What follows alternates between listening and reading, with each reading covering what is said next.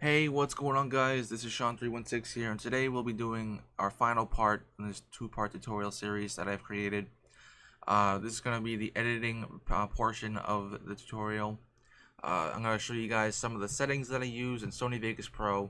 If you guys use Adobe After Effects, I'm sorry, I'm not really sure how to use that as well as I do with Sony Vegas. So, but if you want to skip out on this, you can if you want. If you use Sony Vegas, I'm just going to show you guys what I use. And let's get started, shall we? Alright, so this is what a clean window will look like for Vegas when you first open it up. What you're going to do is you're going to go to Project Video Properties. I already have this all set up, so if you'd like to, you can copy this down. I have the width and height at 720p, you know, because since that's what we recorded with. Frame rate's at nearly 60. We leave this as is because it'll make the video lag when you play it over here. Same with pixel format. Leave it at 8-bit. It just looks the same no matter what. Except at video at the full range, it'll probably just lag out a little bit. It's just not that great. Full resolution rendering quality will be at best. Motion blur type, leave it Gaussian. The interlace method, blend fields. This is just the default stuff right here. Usually this is left at good, but leave it at best because that's what we want. We want the best out of everything. This is usually checked, but uncheck this, and then start all new project with these settings. Alright, and that's pretty much all that we need for the video properties. Audio properties, have it at stereo since we recorded it at stereo quality. Sample rate of 4800 hertz, 48,000 hertz, I mean. And then the bit depth is at 24, and then, like I said before, we want it at best, because we want the best of everything that we could possibly get out of making these videos. Ruler time, I don't touch any of this. It's really no point. Summary, I don't touch this either. Audio CD, I don't use any of that either. So basically, you just want to focus on these two tabs here. Alright, so we have that going on, and okay. Alright, so now that we have our video properties set up, it's time for us to import our media. We can do that by going up to File, Import, Media. Alright, we're going to check out a random video. Alright, let's see. Let's use this random Skyrim video that I have, or Enderall, if you want to be technical about it. We're going to import that into Sony Vegas, and it's going to be ending up in our Project Media tab. And when we're going to do that is we're going to drag it down here. I know it's a little slow at the moment, but just give it a little time. Alright, there we go. Now I also was testing out and see how long I can record with, and it just goes on, and the video file size is really small for a hour-long video. This is not going to be something I was going to upload. I was just doing this for fun, just to see how well I do in an hour. But yeah, so like I said, this is what would happen when you have the two channels, two audio channels. See how like easy it is just to edit down everything. Basically, what I do is I right-click any of these both these channels, and I combine them.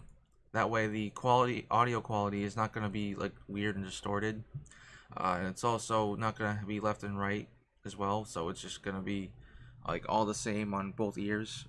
So it's going to sound a lot better. So what I do with gameplay audio, which is right at the top, I turn it down just a bit, and then I also increase the microphone audio, which is down here a little bit as well. So that way the microphone quality is not going to be drowned out by gameplay audio, because it can be a little loud at times, which is why I dropped the gain on the gameplay a little bit. Alright, so I'm going to find something where I'm talking and things are going on. Alright, how about here? Crucial to have, but Fallout 4, they kind of made it like that, but I kind of mean, oh, Jesus Christ, that scared the hell out of me. With these settings right here that I've used, it's basically equalized to where gameplay and audio gameplay audio and microphone audio quality is good, and it's well-rounded. There's no nothing's drowning out anything. It's just equal, which is the way I like it, and many other YouTubers as well. All right, so basically with the audio quality finished, it was if you're doing like Let's Plays, you can basically just split these videos by pressing S anywhere. You can also do a whole lot of other things if you like. Video effects, you can add in, say, I don't know, brightness. If you think your video is a little too dark, we can just add in brightness if you like so. There's a whole lot you can do with Vegas. It's really easy to do a whole lot, but this is really just for well, this part of the tutorial is only meant for rendering and all that stuff. I'm not going to go too in-depth on every little detail in Sony Vegas because that will just take a long ass time. Alright, now that we're basically finished editing out our video, let's just say that, what we're going to do is go up here to render as. Alright, we'll just wait for it a bit.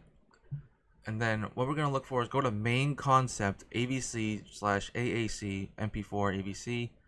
You're going to find a template called Internet HD 720p.